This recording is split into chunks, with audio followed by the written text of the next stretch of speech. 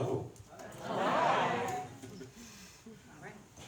Welcome to Black Market Reads, live from Majors and Quinn, independent booksellers in Minneapolis, Minnesota. I'm your host, Lissa Jones, and today we are diving into a book that strips away the polite veneer of one of America's supposedly most progressive regions.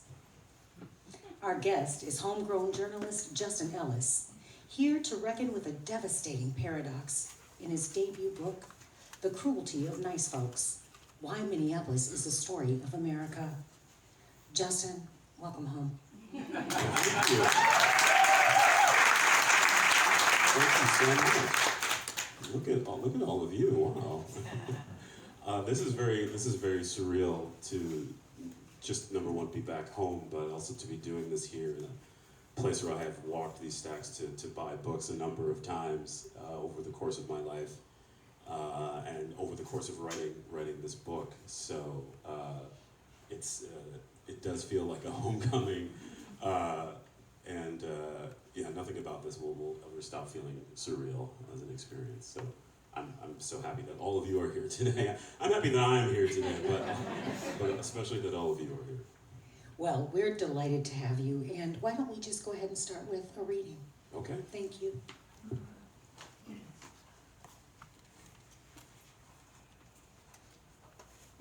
Just wrote it down.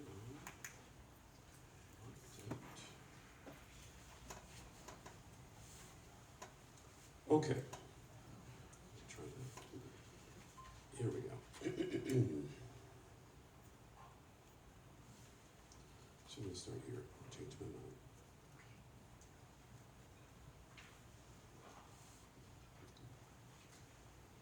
"10 days later, the public works crews and police arrived to retake George Floyd Square. It was early. The crews had arrived around 4:30 a.m. with a small fleet of bobcats to begin moving the barriers blocking the street that fed into the intersection. They take the planters and portable toilets, the small plywood shacks that stood as guard posts. By the time I am speeding across town around 8 a.m., I've already missed much of their workday. They are an efficient group. Before long, the crews begin laying down markers for a bike lane once again. The caretakers and neighbors arrived at the memorial earlier, ready to fight.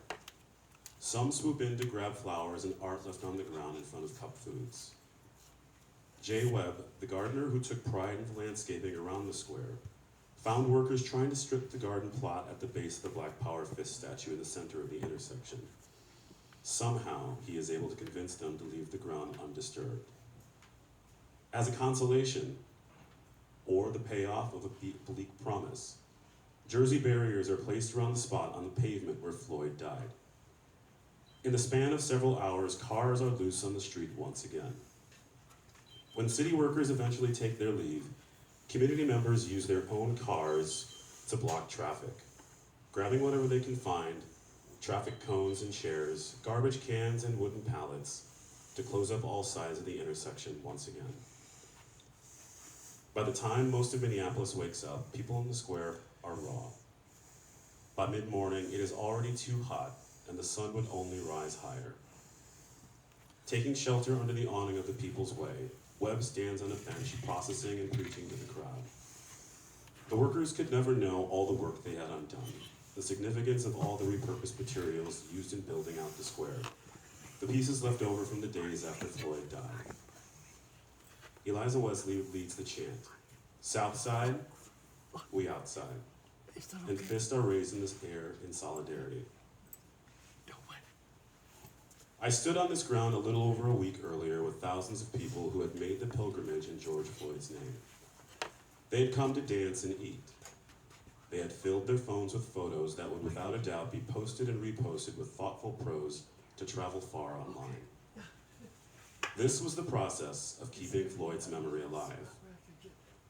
Weeks before that, the intersection had been bursting with people in the hours after Derek Chauvin was found guilty.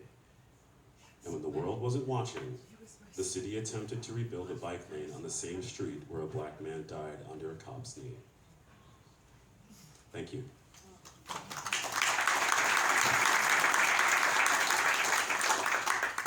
That was Justin Ellis. His book is The Cruelty of Nice Folks: Why Minneapolis is the Story of America. Thank you, Justin. You're welcome. Let's start, please, by unpacking the title. Why politeness is dangerous to Black survival. How do we contrast the Scandinavian utopia myth with the reality that Black Minnesotans were not stunned by George Floyd's murder in 2020? Mm-hmm. Yeah, I mean, that is honestly the heart of what started me on this journey. These two things that existed at once, you know. After Floyd was killed, this was a question that I was getting from people reaching out to me, texting me. It was also a question I was getting from editors who were like, would you like to write something about this? Which is, you know, a question Black journalists always get when someone is killed by police. And, you know, the original piece that I wrote, the place that I got to it was that it was inevitable. This was an inevitability. And that's putting aside, obviously, Jamar Clark and so many other people who had died, Black men and women who died at the hands of police in Minneapolis, and throughout the Twin Cities. I mean, obviously, Philando Castile was not that long before that. So, how do you figure out these two things? How do you make sense of these two things? And for me, it's coming back to not just the fact that this veneer exists, this polite veneer of we're all getting along here, we're neighbors who make hot dish for each other, and we shovel each other out, which is all very good and well-meaning and well-intentioned. But also, we do these things and we don't dig any deeper. We do these things and we do it at the expense of having more important conversations, hard conversations, raw conversations. And so I think that was the starting point for me. That was the jumping off point. Because to me, there was this other part that felt kind of unspoken that was actually more insidious, which was this idea that this is maybe a way of manufacturing sort of what makes Minnesota good. This is a way of manufacturing this sort of place where people want to live, this place that keeps making it onto the list of the most beautiful places and the most accessible places to live. That part of this was sort of manufactured, this lie. And it's a lie we treasure, and we keep it up, and we put it in books, and we write it down, and we say it all kinds of places, but it's not true. What is this reality about the danger of white politeness to Black bodies? The danger is basically in the fact that these cycles keep repeating, right? That at the time when Floyd died, I believe it was the 10th or 11th killing by police over like a decade. And the politeness, I think, to me, it comes from this place of, yes, we will go out, we recognize this is an injustice, we realize that a wrong has taken place. But after the march ends, everyone goes home and has dinner. And I think that's part of it. It's the fact that, you know, when the world's attention was on Minneapolis after Floyd was killed, there was a lot of people that were checking Samuel Meyer's work, you know, the Minnesota Paradox. You know, this like how do you reconcile these things, this history, and to me he dug into a lot of it, but there was this part to me that really stuck, which is like the sense that so many Minnesotans could not really justify or account for sort of the embarrassment of riches that they enjoy. These things that you could not really account for if it wasn't for your family basically being here either since this place was founded or enjoying like the riches of post-war America and that turning into something like generational wealth. And the fact that that was not available to everybody. And so, to me, it's not reckoning with that. And that part where it's just like, well, that's a real shame that happened. But what are you gonna do about it? And I'm sorry if that's a clip, but the other part of it, frankly, though, is the ways in which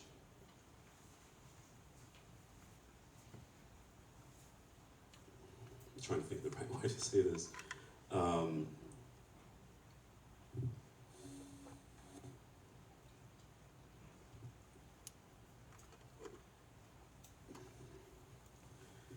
it's the ways in which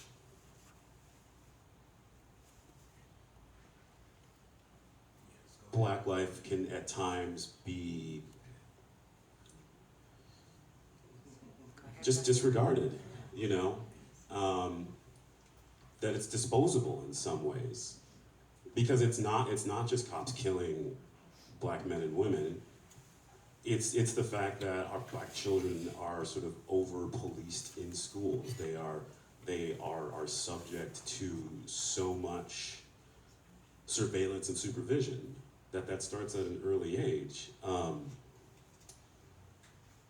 And so that neglect, that willingness to sort of say, well, these are tough things and we'll find a way to work through them, but also this belief that sort of sits at the same time that so much of this is in the past that's already settled.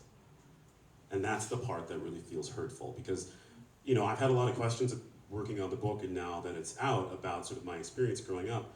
And growing up in Minneapolis in the 80s and 90s, you know, to me, one of the things that I had to reckon with in this book is the fact that it felt like so much of civil rights and so much of Black trauma was this thing that was a part of the settled past.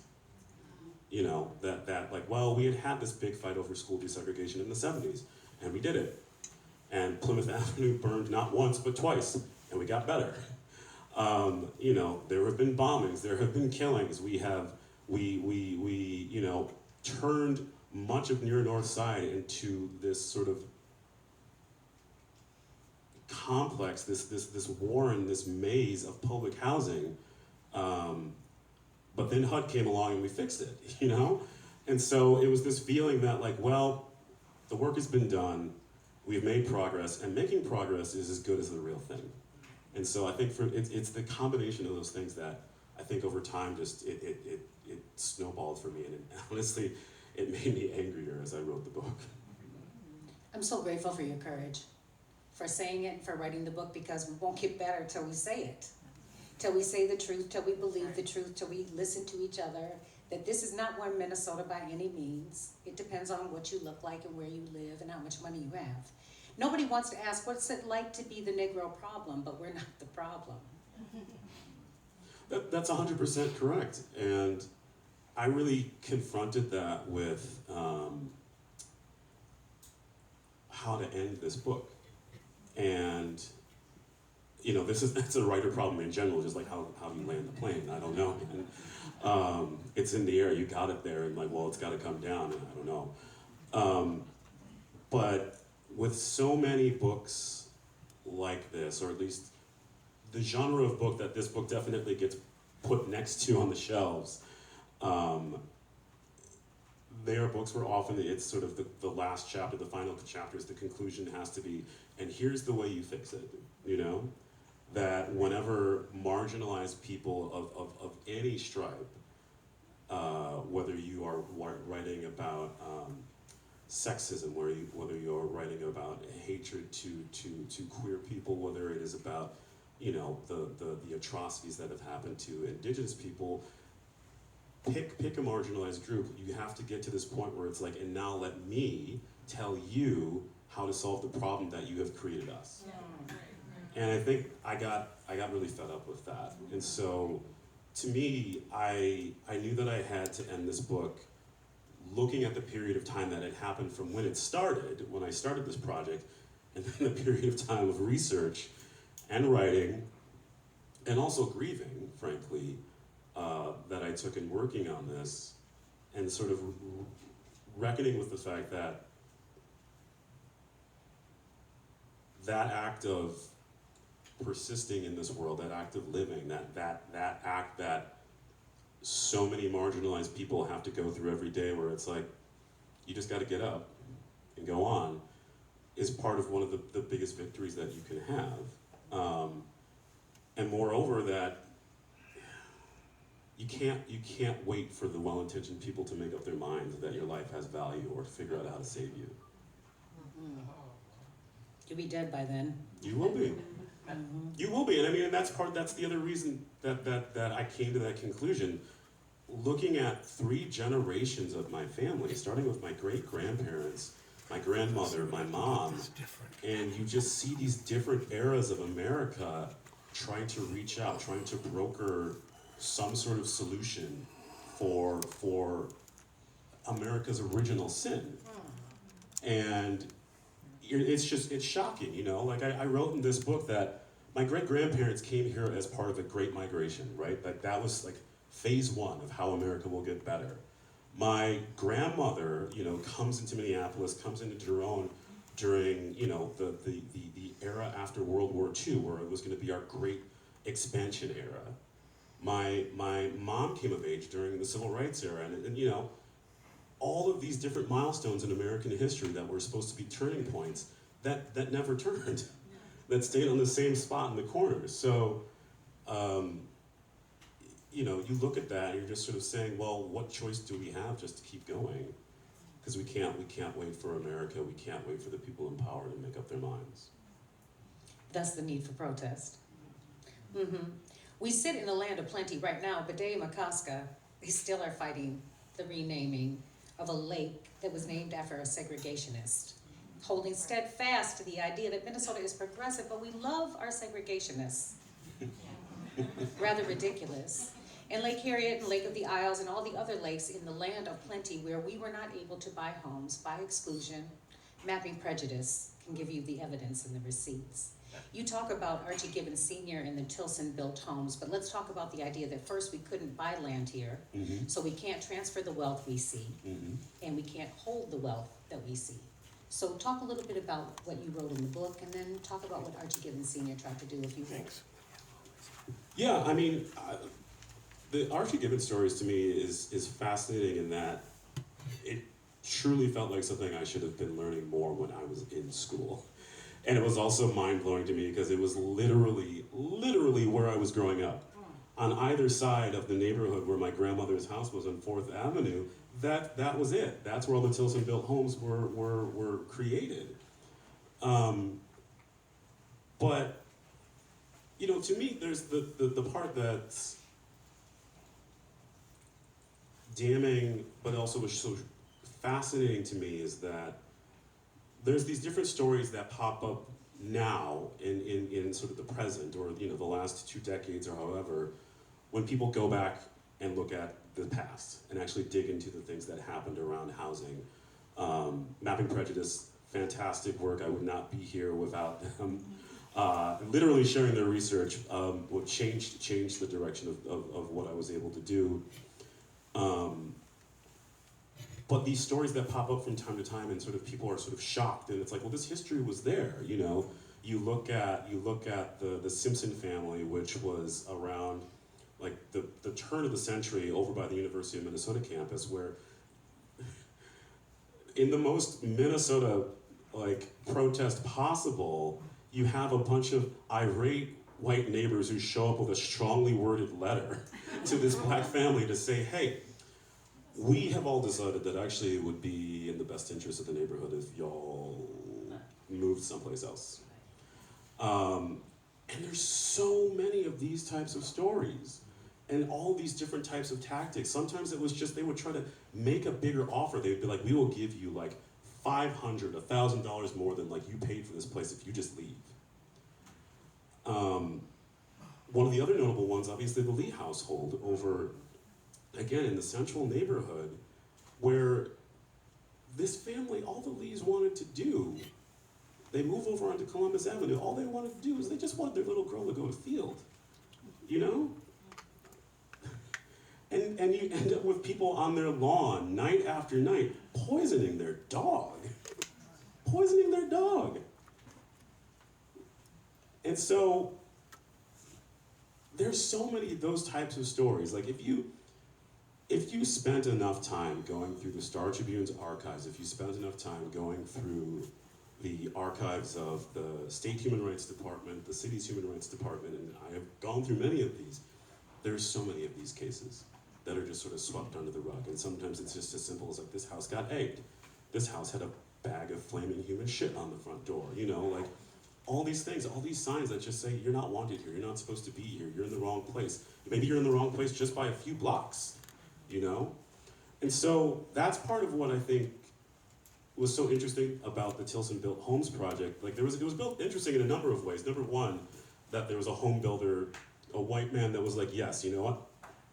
I will work with you, I will connect with you on this project because we should do this, because this is the right thing to do, and because I don't see, you know, in some ways you could say it's a very capitalist answer, but like sometimes capitalism can win that way, where it's like, listen, black folks gotta buy homes too, so why not me? But I also think the thing that to me felt like it was the most revolutionary was that it was basically creating more or less like a tidal wave for that neighborhood. So instead of angry neighbors, instead of bigots sort of being able to pick off families one by one, it was all of a sudden there was going to be just an entire neighborhood there of striving middle-class black families. And you can't do anything about that. You could try, but the numbers are against you. And so that was deeply fascinating to me. And the fact that, you know, Archie Givens was out there just basically hustling and doing it for himself. It's an idea that just started from being at a meeting in a place at the right time, hearing somebody from HUD and the Federal Housing Authority saying, hey, we would really like to find more opportunities to have black home buyers. And then having the hindsight of like finding an ad in the Spokesman where someone was like, I'm just gonna dump all this land. I need to sell this land. Like, he did that. He did that. And so it's an incredible story that I think should be in more local history books, because it's again, this idea of like what is the settled past, and like the fact that we have gotten over, we have supposedly done so much as a society. You know, for me, growing up in that neighborhood would be to think, oh, well, everybody just lives here because this is where their families could afford to live. The people that lived on either side of my grandmother's house, and not knowing that like what it took just for them to be there. People whose houses I ran through, whose backyards I played in, like it's an incredible story. I'm so thankful that you talked about him and about his legacy. The Givens Foundation is actually named the Archie Sr. and Phoebe Mae Givens Foundation for African American Literature. He was the founder of the foundation that is hosting this podcast. In 1972, he would ask the kids in the neighborhood, what are you reading? My father is 78 years old, he lived there. And a couple weeks ago, I was at St. Peter AME, Red on the Block, and they were asking, what are you reading? And saying that Archie Givens couldn't be played. You couldn't say what you were reading because he would ask a follow-up question, so you really had to be reading. So Roxanne says thank you. Well, that's very sweet. That is so sweet. It means the most. Thank you. Can you talk about the personal cost of white politeness to your family and what it cost you?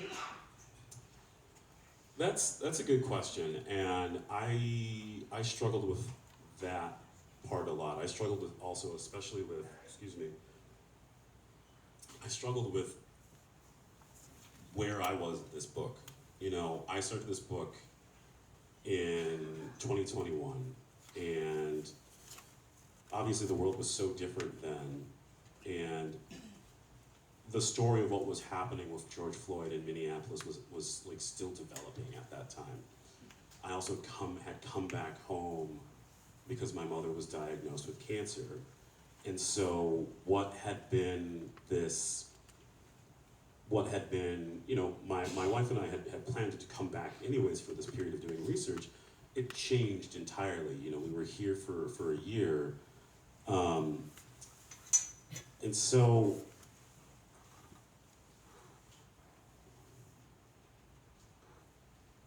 I didn't really know how I fit into the story, because I was trying to do something originally that was much more of a history book. You know, I thought that I could write about Zebulon Pike and Hubert Humphrey and what happened on Plymouth Ave, and like all these like points across time. But then as a reader, you know, the thing that they always tell you when you work on a book project is like, you've got to write something that would at least be interesting to you, something that you would want to read. And it felt like I was putting so much history in that there was something that was missing, and it was also taking time to get into the story. And at the same time, I'm seeing all of these stories about all the things that other black families had been going through, families who started over in near north, on 6th Ave and places like that. Families who sent their kids to Phyllis Wheatley, people who grew up in Sumnerfield homes, people whose kids went to the Way, people who, remember when Prince was a real Hooper at Central. And just along the way, I'm just like, this maps with my family story. This maps with my life. And I was very, very reticent to sort of put myself in the story at first. And it was thanks to my editor, but also thanks to my wife for saying, like, there's a Justin-sized hole in this story. And so, I had to go back. I had to sort of to try to piece together this incomplete puzzle in this way that I think is so familiar to many black families, where it's like, what you have maybe in your family are fables. What you have is a lot of lore. You might not have the actual specifics. You might not have documentation. You might only have breadcrumbs. And then you go to all of our historical resources, you go to our archives, and you find them wanting. I had to use sort of the bare bones that I could find and map those onto the things that my mom, my uncle, others in my family could tell me. And there's a part of that where you're just like, I have to sit with some of this unknowing. But I also have to sit with the fact that unknowing is so often a part of the story of being black in America. That unknowing, but also that act of reinvention. Like when I look at my great-grandparents, my grandmother, my mom, this fact that it's like you have these gaps in your story, but what are you going to make with it? What are you going to do? What do you do with what happens now? What are you going to make for your family? So that was a huge struggle for me. And it wasn't until very later in the book, and I tried to write this out in some of the later chapters, that it really struck me that this is also the ways in which white supremacy is this really insidious thing, because for me, chronicling this story where I look at my family, and what I do know is that it's generation after generation that worked hard just to provide, to be able to do what they can, to take care of each other. And I'll admit that there's a part of me that looked at that and said, well, I don't know if that's special. And it made me realize that is part of the way that white supremacy works. Because every black family is a success story. It's a story of resilience. It's a story of celebrating in spite of whatever the world throws at you. But this idea that, again, you get plaques if you get killed. You get plaques if something horrible happens. You get statues if something horrible happens. You don't, my mom's not gonna get a park bench named after her. I mean, I could buy a park bench named after her. She would love that, frankly. She would say, actually, you could do better than a park bench. For the folks here that knew my mom, she would say, you could probably do better than that. But that's, again, like part of the process of writing and like digging these things out of me was just these parts of me that I did not know were there. And as I've said, part of it was getting angrier and angrier. But it's because of spending so much time with this material, and also writing this book over this last 5-year period in America where, I don't know, it hasn't turned out great, has it? So those things together, I mean, to that question, yeah, I can't, I would say that it affected my family in the ways that it affected so many Black families here. That you don't necessarily have to be chased down by the mob or by the law to have your life affected in some way. You know, the fact that the pattern in which my family moved around the city was so clearly defined by the various mechanisms of segregation and white supremacy. Talking about living in Sumner Field homes, talking about moving over to the south side, as my grandmother did eventually, to this strip of land that on any HUD map or Federal Housing Authority map from the 1940s and 50s would say, this is the most undesirable land. Stay away from this area. You do not want to live here because of the people that are here. But those people moved in and look what they made. Look what they made. That is the ways that our lives were affected.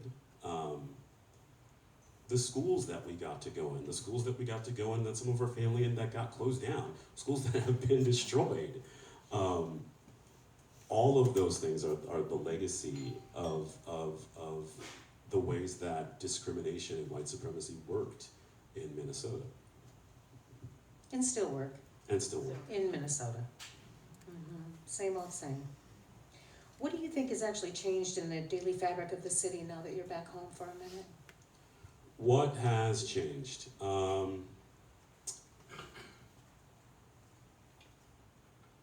Well, I don't need to sit up here and lecture at length about Operation Metro Surge to everybody here. That is what changed. It was fascinating to sort of see just how much you could damage the psyche of a city, damage the people, and change its course in some ways. I cannot iterate enough. I finished this book by January of this year. Like, over the holidays, my wife could tell you, like, reading the proofs, doing fact checking, this thing was done, sent off in January. And then the current occupant of the White House decided he wanted to pick some fights, and ICE shows up, and then they show up even more. And you know, my editor was like, you gotta do something. we can't have this book go out into the world. People are gonna wonder, like, what is he thinking? What happens next? So I had to work in a very short amount of time to write an epilogue to sort of cover some of the ground of what was happening at a point when obviously everything was chaotic and nothing felt settled. All of that is to say, I think what has changed is that I think the trauma of what happened with George Floyd in some ways was isolated. It was this seismic thing. It was a shockwave that hit the city. It was also this seismic thing, I think, that was also put on the city by the world's attention. And the argument that I make in the book, and that I do believe, is that you saw that not just in sort of the protests, the arc that happened with the protests, Derek Chauvin being convicted, and then the policing referendum, where, you know, this rubber band of the status quo that we have seen over and over in history in this place snapped back once again. And then for 5 years, nothing, right? Nothing. And then in January, people start disappearing from the streets. And then in January, people decide that they're gonna actually start chasing down ICE agents.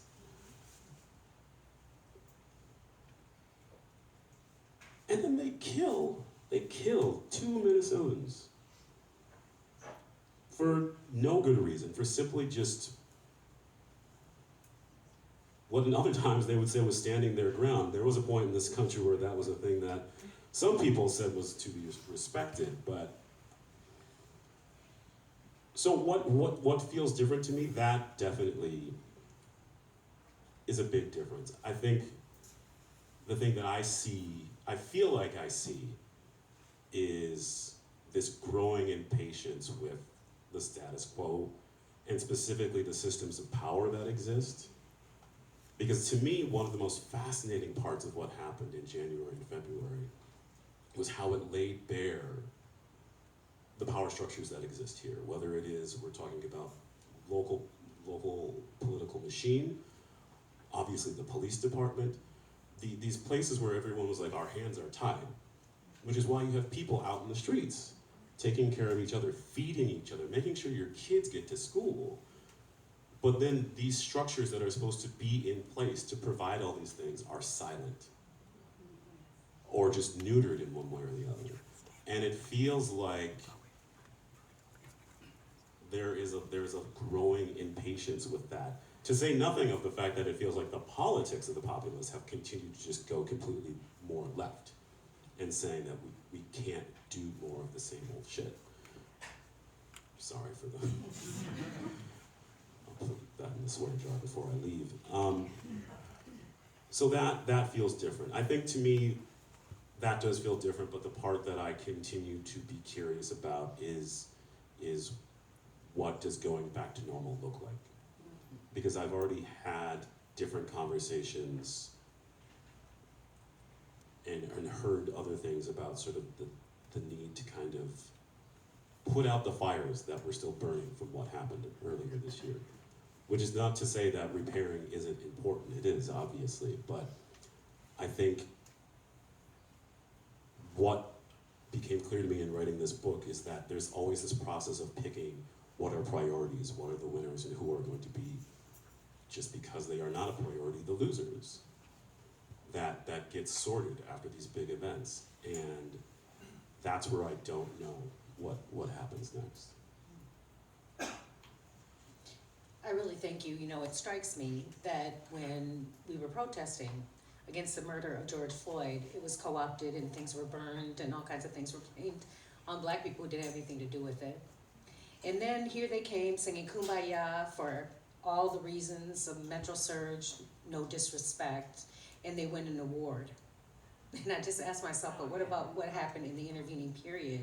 Did anything ever get better for black people? Did anything ever get improved? And it didn't, but now you protested and now you won an award, so now we're going to continue the lie with an award. And a song from Bruce Springsteen. Oh, Did you hear that? We got a song. The Boss. We got a song. Where do we go from here? I mean, if I knew that, I would be getting some sort of MacArthur Genius Grant. You very well might. Speak your piece. I'm just trying to sell a book. I'm just a simple kid who grew up on 4th Avenue. I don't know where things go. During the process of this research, there's so many people from the various academic institutions and other places in the Twin Cities that I owe a debt to this. But I had a conversation one time with Brittany Lewis, and you know, she's been doing a lot of interesting work for a while now that looks at sort of how you do this work in community, how you build bonds, how you repair harm. And I remember in one of the conversations that I had, she said this thing that sort of stuck with me about, you know, you have to be able to sort of sit down with people and talk to them about the past, talk to them about wrongs and hurt in ways that are not, and I'm paraphrasing, but in ways that aren't sort of, you know, personal or targeted or hurtful in ways, you know. And I think to me, I was just like, I don't know if I can do that. I'm too petty, you know. I've got that part of my mom in me. Like I don't know if I can do that. But I understand that impulse. I understand that impulse, like to sort of say, in order to sort of build the shared future, you have to have a foundation that everyone agrees upon. And also, I think what she's saying in that is that you have to be able to do things in a way where people actually willingly want to come to the table. So that's sort of, in saying that you can't finger wag, that you can't sort of attack or blame. And I think that's true. But I think also having those hurt feelings has to be a part of it. Sort of saying, like, listen, you yourself maybe did not put on a white robe and go out and put something on somebody's lawn. Fair play. But at the same time, how have you and your family benefited over decades? I remember when I was here in 2021, I'm sorry I keep jumping all over the map, but I will never forget, I was talking to a class at Hamlin, and there was a question from someone at the end that was sort of like similar to this about like, well, what do you think we should do? What do we do? And this is, again, the city is still in the grips of like recovering and figuring out what is going to happen after Floyd. And I was like, I don't know, a starting point could be just finding ways to better share power. Like, let's think about the ways that power is concentrated in this city, not just in terms of politics, but also in terms of capital, but also in terms of just like, where are the various centers in the Twin Cities where people invest, where people are important. I grew up on the South Side, and being back here, there are times when I still drive around parts of the South Side, and I'm just like, these areas have always been important. And these areas look it. And to me, that's a kind of soft power that's not equally shared. I wrote in this book that like, people have had plans for 38th and Chicago for so long. So long. People have had plans for parts of the North Side for so long. And there's no interest in that. So like, when I say sharing power, that is part of it. It is about what is important, and about who is important, about what gets invested in, and also what gets invested in ways that ultimately aren't fickle or at the whims of charity or arch capitalists who say, well, we're gonna kneel for about a year and a half, and then if anybody uses the word DEI, we're going to look the other way and take the check and rip it up. So I think that's what it comes down to, at least for me. I deeply appreciate it, and thank you for the book. Toni Morrison said, whenever it comes to writing about Black people, it seems as if our stories were written in invisible ink. So thank you for writing them in black ink. Woo. Wow, thank you.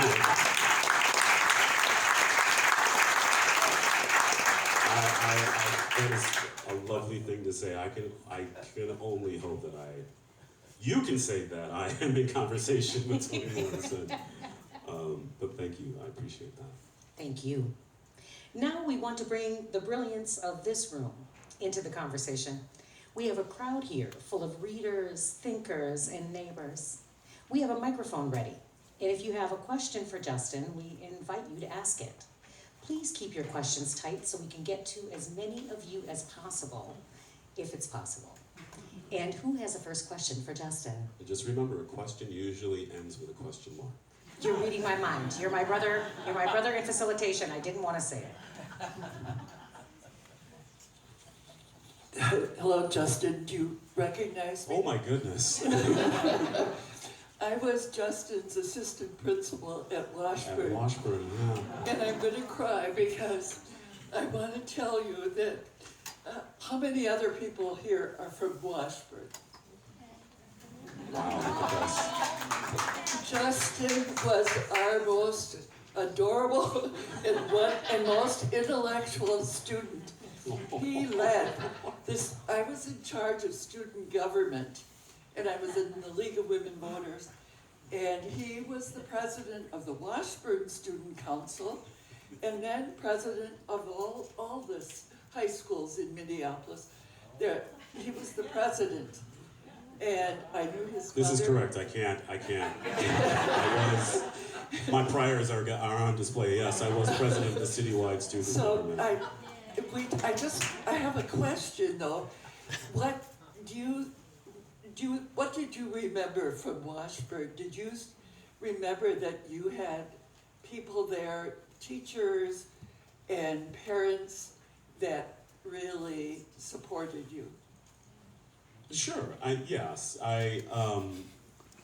My high school experience was, looking back on it now, I think something that I feel very fortunate about. That it felt like it was very protected in some way, and that's because that is a credit to Washburn. That is also a credit to having living under my grandmother's roof with my mom, and knowing that stepping too far out of line in one way or the other was like incurring the wrath of Zeus. So, but the person that I am today is definitely the product of being an extremely inquisitive, nerdy, and maybe slightly outgoing kid who was allowed to pursue a lot of those interests,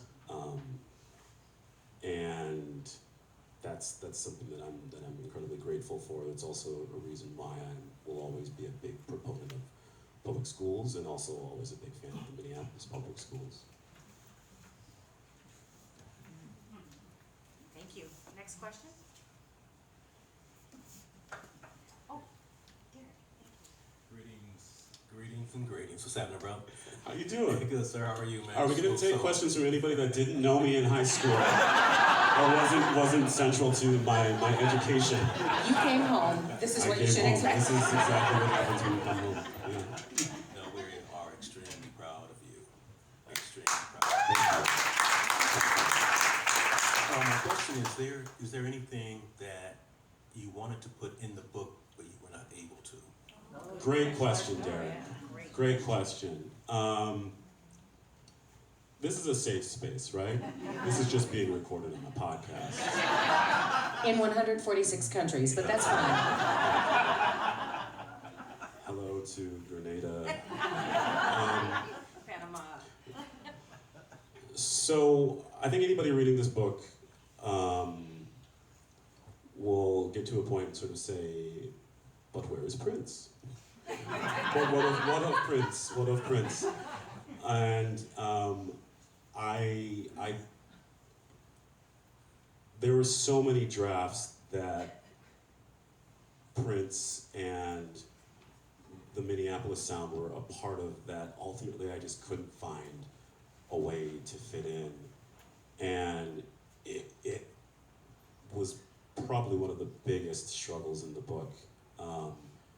Because to me, looking at that period in the 70s that was so formative for him ties so much into the ways that the city was changing and the city was grappling with, obviously, the school desegregation that was happening at that time, the aftermath still of Plymouth Avenue, the battles that were happening with the way just existing as a black space in Minneapolis. And so to me, all of that felt like it was this beautiful cauldron that made him who he was, but also, to me, spoke to why he was such a specific person that could only come from here. And that his experience of being black in Minnesota was something that shaped him in so many ways. But I could not make it work, and went back and forth with my editor on it a number of times. Because on top of all that, it was also sort of personal, because my mom, very big fan of music, one of her very big loves in life. And I remember, as part of the research, she would just always tell these stories about going and running around the city when she was, in the 1970s, pre-me. So certainly some of that is none of my business. And, going to places like the Nakarima and going to the Spruce, these were places where she would see, at least as she would tell it, where she would see Prince, she would see these other musicians who were sort of forming the sound back then. And those spaces, those clubs, are also part of the story of how my parents met. And so a lot of those things all tied together, but ultimately it just didn't hold in a book that was already trying to do a lot. So that's, yeah, I think that's probably my greatest regret. Maybe that will be in your next. Maybe that will be in your next book. Maybe. I would also recommend the local journalist Andrea Swenson has a fantastic book. There's Got to Be Something Here. Go read that. It's perhaps got some of the best Black history that connects with music in this city that you will find. I love that. I also want to remind you, Dr. Beverly Lewis is teaching us how to build a new table. So you can check her out when you mentioned her before. Okay, last question if possible. Thank you. Thanks. My name is Chris Norman. I'm the Director of Public Administration Programs at Hamlin. And I teach a class, Ethics, Equity, and Social Justice, where we talk about Jim Crow, the North, and the Minnesota Paradox, and all of those kinds of things, to make sure that students understand the structural and institutional racism that has to be taken down before we can build back up. And I'm wondering, where do we start? I mean, what do you think the best place is to start doing that? Well, first, make sure that they get copies of my book.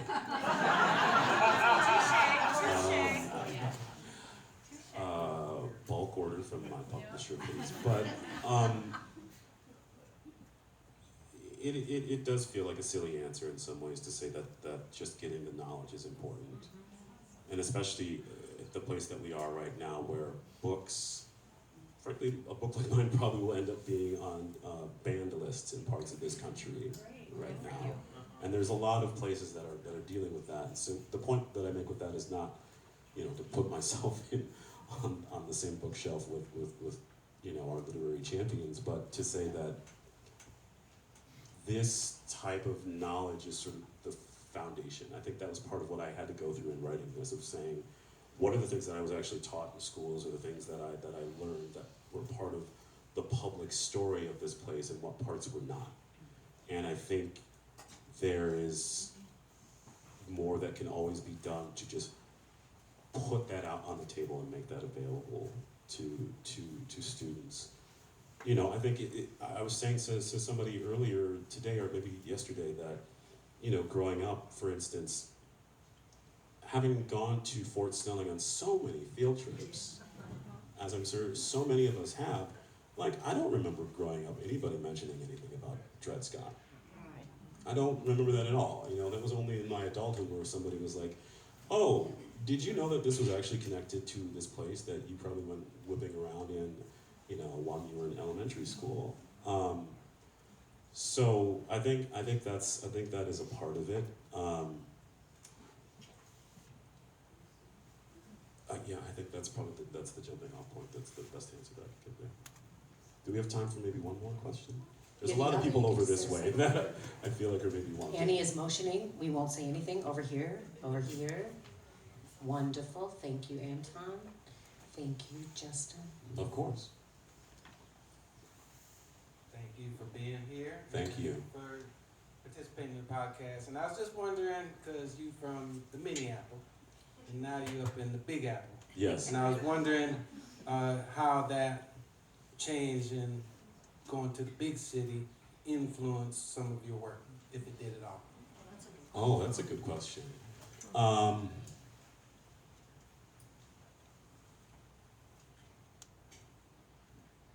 think there's two things that I would say. One is that living in New York now, and you had to remind me the other day, how long has it been that I've been in New York? 9 years. 9 years there. I think the first thing that living in New York first revealed to me was just the ways in which the kind of nice passive aggressiveness is very real. It's very real here. And that, in New York, people just don't have time for a lot of stuff. They don't have time for a lot of stuff. They're going to tell you what they think. And as we always joke in our house, and keep it moving. It's just speak your piece, keep it moving. Do what you need to do. Go about your day. And I think living in New York and then coming back so many times, and especially in the year that we lived here, it was just sort of I was watching this layer of things being negotiated in real time whenever you were dealing with people. And of course, I was also, I was dealing with this in terms of like my mother's health and also sort of like, red tape in terms of trying to do research, but just sort of the ways in which things are negotiated around like, well, could you do this? Or what about this? Well, that's not gonna really work. And so just being like, can I ask you this direct thing? Can you tell me this direct thing? Can we just like cut through 5 layers? Yeah. So that was very real. I would say the other part about being in New York is the ways in which it made me recognize how it feels different and safer being in places where it is majority people of color. Because there was a brief period where I was living in Crown Heights, and even when my wife and I, go and visit a lot of these places, we just had a book event in Bed-Stuy the other day, where it's like an indescribable feeling. It's some of it is security. It's also community. It's something that is different, and that's not to say that doesn't happen here. It does happen here. I think that it's just that so often when Black folks are all together in Minneapolis, it's mediated through those layers that I was just talking about. Yes. And it can also be mediated through the white gaze. And so it's just like, if you got a bunch of folks who are up at Theater Worth, like having a get together, you having the best time in the world, but there'll still be some part of your back of your brain that's like, well, sure hope nobody calls the cops. They're just like, whenever, and I think some of us know this, where it's like you make the joke where it's like, well, there's too many of us together in one space. It's gonna be a problem. Look out. So I think those things definitely were a part of my sort of growing up and leaving Minnesota. Yeah. One more, maybe? One last tiny question? How'd you choose the title? Oh, wait for the mic.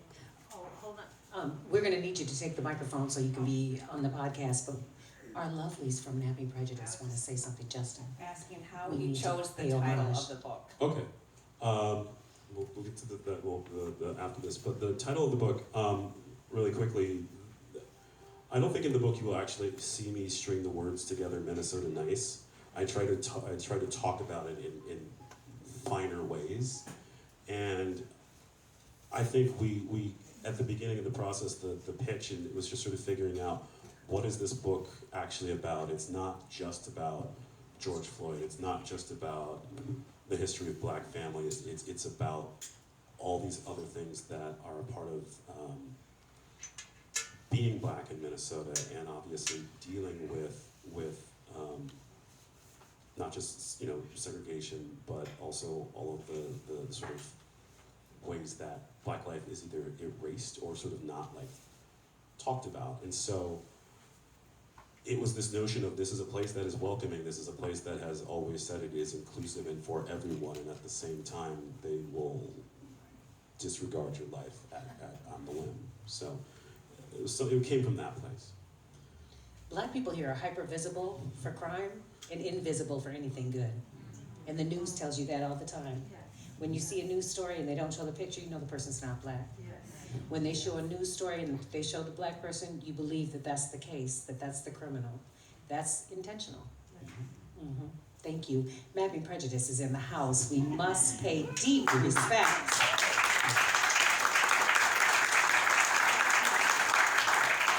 Thank you for that, and thank you, Justin, for this work, and thank you for all of your work.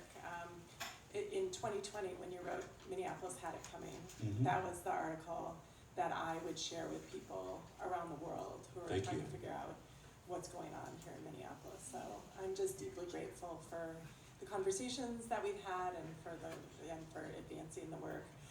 Okay, so this is getting back to your personal story, which kind of builds on one of the last questions, which is you were talking about how you're 4th generation Minnesotan. Is that right? So why did you leave? Why did I leave? Good job. Why would you do this? Ask the researcher. Why would you do this to me? Well, I will say, I'm interested in you, of course, and this story, but I'm also interested in the Black diaspora. Mhm. But I think of, Marvel Cook Jackson, we could go on and on and on with all the folks, Gordon Parks, all the Absolutely, yeah. all the luminary, Michelle Norris, Mhm. from your neighborhood, right? Mhm. All the people who have left, and I'm just curious about how you No, fit that's a that good story. that's a good question. I think early on, especially after I left Washburn, I went to college at the University of Missouri to pursue journalism, and I very distinctly have this memory that at the time that I left in my graduating class, I was among the small number of people that actually decided to leave. There was a lot of people going to the U of M, there were people going to St. Cloud, nobody going to Wisconsin because they don't mess around with the Badgers.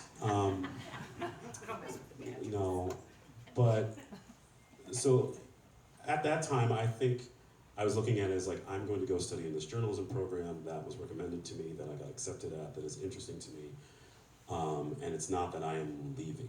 It is just that this is a thing that I wanted to pursue. And then that journalism career just took me further and further away. A story that I always love to tell, my first job out of college was at a newspaper in Portland, Maine. I will never forget, because I was back home when that happened. My aunt and uncle are here, and breaking the news to my family, over various dinners, and just the reactions that I got. But it was my grandmother that said the words that will always ring in my head, which is essentially, I told her, I've got this newspaper job. It's a really good thing. It's for a year. It could lead to a full-time job, and it's in Portland, Maine. And she just says something to the effect of, "You couldn't find someplace further to get away from us?"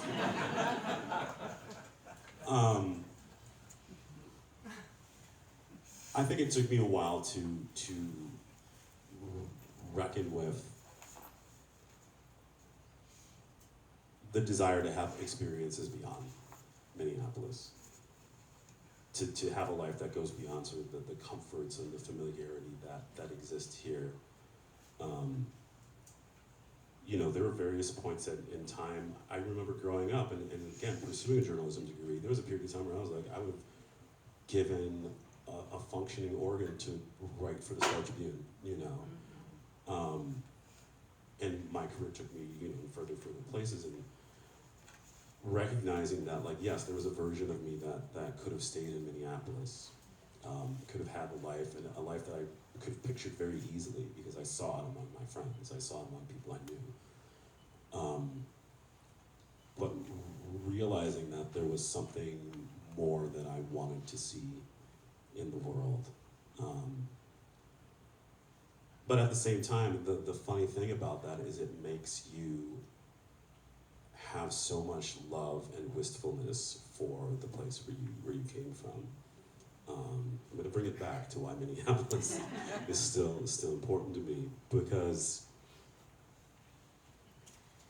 there are still times today flying in where I just get this feeling coming in on a plane, and you see the checkerboard of the city sort of laying out, right? Of the Twin Cities, you sort of see the skyscrapers that, I don't know, I could remember just like drawing that as an outline as a kid, the skyline. The ways that it's sort of this indescribable, beautiful thing, a summer morning when it is quiet and it's sort of like a little dewy. The humidity hasn't quite like hit yet, so it's a little cool, and everything is just sort of verdant, and you take it in and you just, I don't know, there's a part of it that will always feel very beautiful and romantic and special to me. And I think that's also why I wanted to dig at a lot of the things in this book, because it is reconciling what are all these things that I love, and all these things that are really hard about having that love. Thank you, Justin.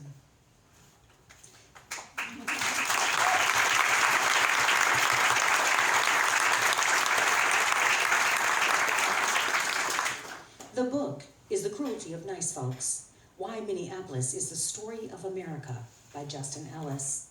A huge thank you to our partners, Majors and Quinn, for hosting us, and to the Minnesota Regional Arts Council, MRAC, for their generous support in making this conversation possible. If you're here, please don't leave without buying your copy. And wherever you are, thank you for supporting independent bookstores and Black literary culture. Black Market Reads is a product of the Givens Foundation for African American Literature, produced in partnership with iDream.tv. Find us wherever you listen to your favorite podcasts and on blackmarketreads.com with Go Deeper bonus content. Let's give it up one more time for the hometown, Justin.